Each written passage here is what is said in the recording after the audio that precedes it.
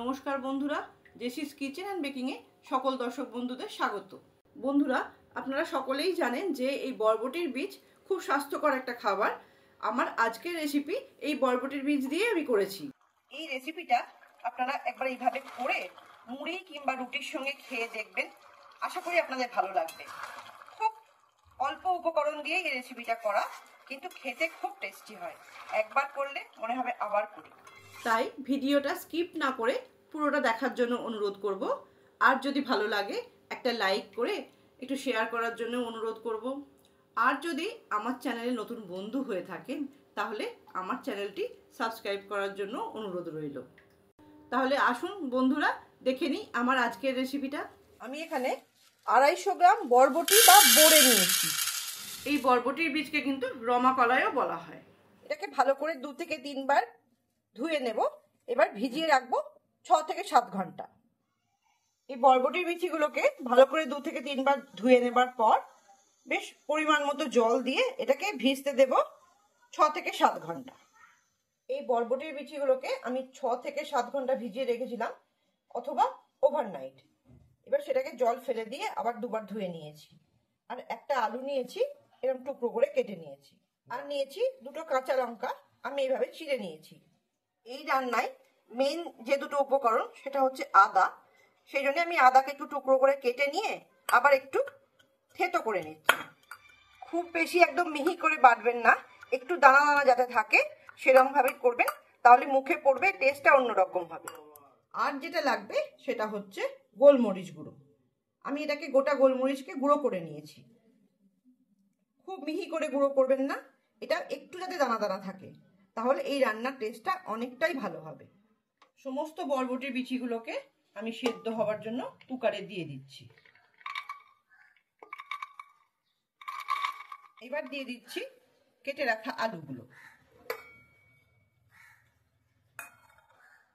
দিয়ে দিলাম 2টো কাঁচা লঙ্কা। এবার দিয়ে দিচ্ছি পরিমাণ মতো জল, যাতে আলু আর বরবটিগুলো ডুবে থাকে, কেননা বরবটিগুলো তো সেদ্ধ হয়ে ফুলে যাবে, তাই জলটা একটু বেশিই দিলাম। এই সময় দিয়ে দিলাম 1/2 চামচ নুন। সমস্তগুলো একটু ভালো করে মিশিয়ে নিয়ে এবার ঢাকা দিয়ে দেব সেদ্ধ হওয়ার জন্য। এখানেও আমি 2 থেকে 3টে স্টিম দেব। গ্যাসের ফ্লেমটা মিডিয়ামে রেখে 3টে স্টিম দিয়ে নেব। 3টে স্টিম দেওয়ার পর আমি বন্ধ করে রেখে দিয়েছিলাম মিনিট 5 জন্য।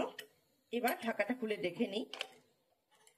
এখনো পুরোপুরি ভাতটা বেরোয়নি, সেটুকুও বার করে দিয়ে এবার দেখে নিই সেদ্ধ হয়েছে কিনা। বরবটিগুলো আর আলু সবগুলো ভালো করে সেদ্ধ হয়ে গেছে। এবার এটাকে সাঁতলে নেব। একটু ভালো করে সবগুলো মিশিয়ে নিচ্ছি যাতে একটু মাখো মাখো হয়। জলটা একটু বেশি দিয়েছিলাম কারণ এটা একটু ঝোলঝোলি থাকবে, মানে আমার বাড়িতে ঝোলঝোল পছন্দ করে।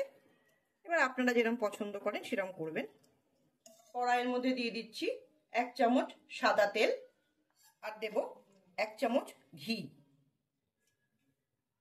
ঘিটাও গলে গিয়ে যখন তেলের সঙ্গে মিশে দুটোই গরম হয়ে গেল, তখন এর মধ্যে দিয়ে দেব যে থেতো করে রেখেছিলাম আদাটা, সেটা।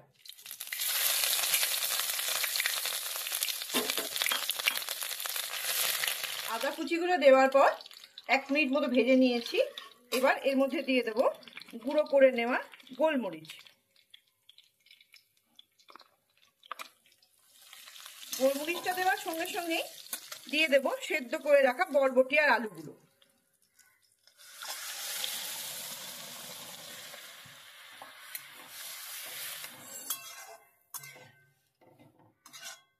এর মধ্যে হলুদ বা মানে শুকনো লঙ্কার গুঁড়ো কিছুই লাগে না, গোলমরিচের ঝাঁঝেই এই রান্নাটা হয়ে যায়। এইভাবে মিশিয়ে একটু ফুটিয়ে নিতে হবে। নুনটা অবশ্য আমি সেদ্ধ করার সময় দিয়েছিলাম, তবে মনে হচ্ছে আর একটু লাগবে। এখানে আমি আরো 1/2 চামচ নুন দিয়ে দেবো, কারণ এটা নোনতা নোনতা ঝালঝালি খেতে হয়।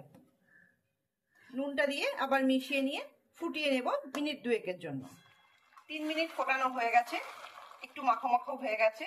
অবশ্যই এটা ঠান্ডা হলে আর একটুও মাখো মাখো হয়ে যাবে। সুতরাং এই অবস্থায় যখন হয়ে এসেছে এর মধ্যে দিয়ে দেবো আর একটু গোলমরিচ গুঁড়ো। ওপর থেকে দিয়ে দিচ্ছি 1/2 চামচ গোলমরিচ গুঁড়ো। এটা একটু নোনতা নোনতা ঝাল ঝালি খেতে ভালো লাগে।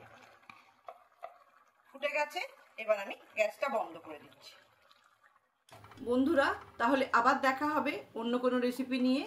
ভালো থাকবেন, সুস্থ থাকবেন, আনন্দে থাকবেন। ধন্যবাদ।